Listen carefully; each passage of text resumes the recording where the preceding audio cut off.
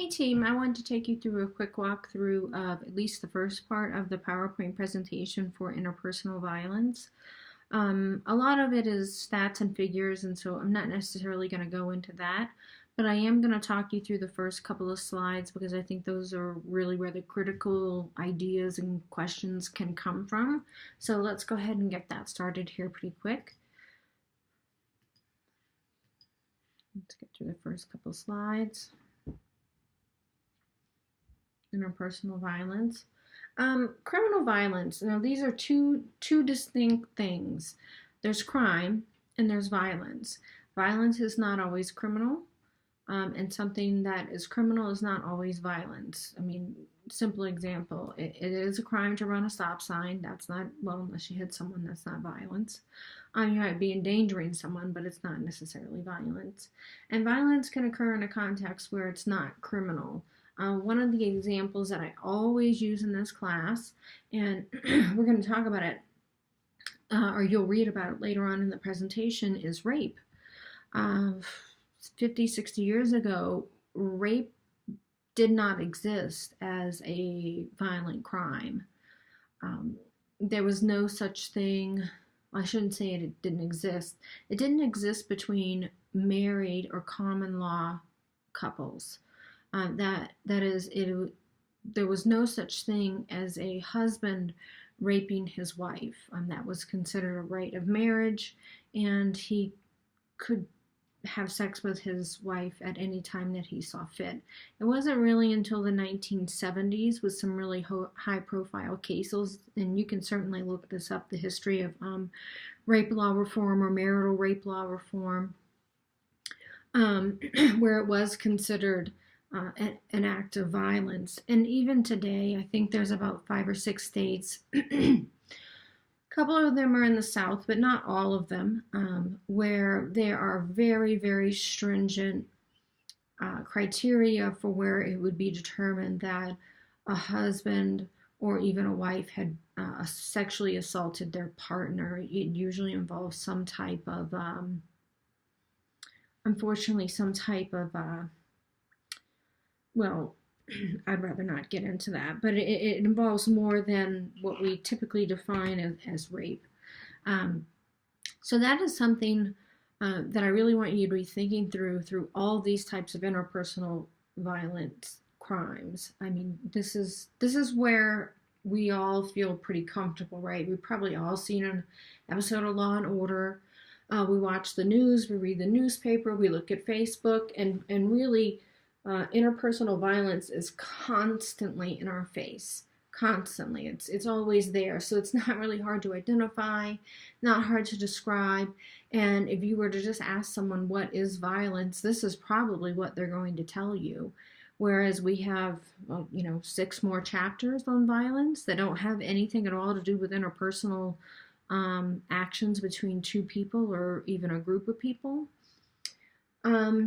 But in general, criminal violence refers to the things that we think of typically as violent crime: homicide, rape, robbery, and assault. When we look at, I wish I had a board, but I don't. But in class, this is what I do. I draw a big, huge circle, and I say, this is all violent crime. And then I draw this teeny tiny circle in the middle, and I was like, this is what we know about violent crime. Why? Well, for some of the same reasons we've talked about already. People are unwilling to report violent crime, especially sexual assault. And assaults themselves, I don't want to say they're sometimes considered the norm, but they certainly can be. I had a student early on in my term here at UCCS, and he showed up. And I'm a pretty interactive instructor, and he comes into class and he's got this ginormous black eye. Of course, I'm not going to not say anything. He's got a big black eye. So I was like, hey, what's up, Max? Like, what happened to your face there? You got a big old shiner. And he said, well, it was Halloween in Denver, which I didn't really take as an explanation. But I didn't want to dig or pry because I didn't really know what had happened in Denver. But he had some friends in the class, and they all sat together, and they started to kind of chuckle. And so I was like, okay, what gives? What happened? And like, oh, there was a bar fight, and he really got the worst of it, and um, and really that they were kind of playing it off. And one of the things that I always ask my students in my classes is if I went up to Max and punched him in the face and gave him this big, I mean, his eye was swollen. It was bad. And if I had done that to him, would we then consider it something different? Like, I mean, would someone in the class be like, well, I'm calling, the university police. You just hit a student and you left a really, really bad injury on him, as opposed to Denver at Halloween. So I think that as you're working through these definitions of these different kinds of violent crimes, think to yourself, are there instances where we think that this is okay? Or it's just part of the norm? You go to a bar, you have a few fights, your friends kind of get into it. All of a sudden there's a brawl and someone ends up with a broken nose and a concussion. Is that okay? And I'm not judging, I'm just asking the question. So I think even amongst these things that we often can identify very clearly, these are violent crimes, there is some flexibility in how we think about those things. In recent years, there's been a huge push to redefine rape. It's not boys will be boys. It's not any of these other things. It is violent crime. Okay. So again, ask yourself those questions. Are there situations where we think that these things are okay or kind of part of the norm? Or are they always bad? And I'm not telling you that there's one wrong answer or not. But in general, this is how we think of crime. So what about how we think about violent criminals? I think there's one paradigm of thought that has to do with deviance, and that people who are deviant are always going to be deviant. And this is certainly supported by some evidence of career criminals, things of that nature. And this is the part of the class where I ask a student, not just have they ever committed a crime, because I don't think I've ever had a student who didn't raise their hand.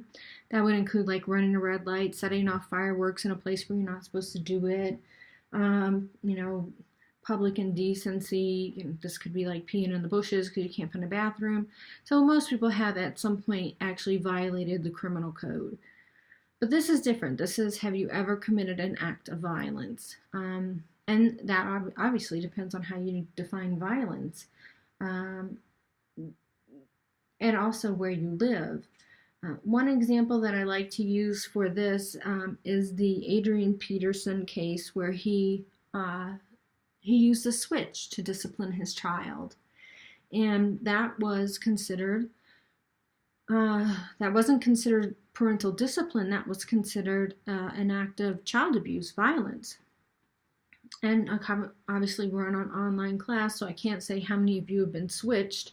I can usually tell, because most people, if you haven't been switched, then you have no idea what that word means.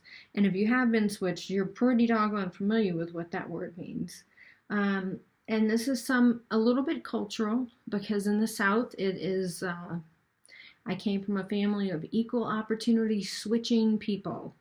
I got switched from everyone from my cousins to my grandmother, you name it. If I did something wrong, the switch was coming out, and I didn't think anything about it. And honestly, I still don't think a whole lot about it. But this was a very high-profile case with Adrian Peterson, and there were marks around and certain places that they felt like were inappropriate. If you've ever been switched, that sucker is really like a giant whip, right? So it doesn't, if you get hit on the bottom, so the foot that's left of the switch wraps around to the front of you, or vice versa. And so you can have injuries pretty much anywhere. Most people get switched on the legs, and those marks don't go away for a very long time. And there are people who really believe that, hey, this is, you're crossing the line into punishment that's a parent's right, into child abuse. And so, again, no wrong or right answers, but just something to think about. We talked about violence and how we define it, and now it's kind of, you need to put it into practice. Like, here are these very, very clear examples of interpersonal violence, and how you define violence really impacts on whether or not you think this is a bad thing or not, or just, something that happens. So the last one that I kind of want to go over here is really, really important, and that has to do with the law. So my question to the class is, who in this class creates law? Crickets, right? None of us create law. That is left to legislators. And so you have a very small group who are supposed to be representative. Just use Colorado as an example. The group of legislators that we have elected are supposed to represent our interests. As we know, this happens sometimes it doesn't, but they are the ones who are actually making up the laws. And a good example of this really has to do with the difference between the penalties associated with cocaine and crack, which have since been, to a large part, rectified. But 15 years ago, if you had equivalent amounts of powder cocaine versus crack cocaine, the powder cocaine, you're going to do a couple years. Crack, you're going to go to prison for 20 years. That is a lawmaker decision. So not only do we have our personal beliefs about what violence is, then we have this other group that really supersedes us. And they make the laws that determine what violence really is. And there can be a huge disparity in those things, and sometimes those things mesh very well. Just my last example, and we're going to finish up this video, is when I moved here to Colorado, I was told that you couldn't keep your own rainwater, which I thought was ridiculous, to put it frankly. If I own a 3-acre piece of land and it rains there, and if I want to set a bucket out so I can water my flowers, is that not my right to do so? Apparently it's not my right. Now I know that law has recently changed and you can catch so much, but in general, you have to let the rainwater go to the reservoirs and whatnot. So there's another example of a difference between lawmakers, and they're doing things that they think are right for the overall good, as opposed to a landowner who would like to have fresh water to water her plants. So you have to be thinking about all these things, like who is actually making these laws? Why are they making the laws the way that they do? Like, why do they word them the way they do? And also, how do I personally feel about each of these categories? Are there certain situations where I feel like the law oversteps or just totally gets it wrong? Like, I think some of these things are, in certain contexts, not all, are just part of our social fabric. So be thinking about that, and I'll upload the rest of the video walkthrough once I have read through the critical thinking questions. Have a great day. Talk to you soon.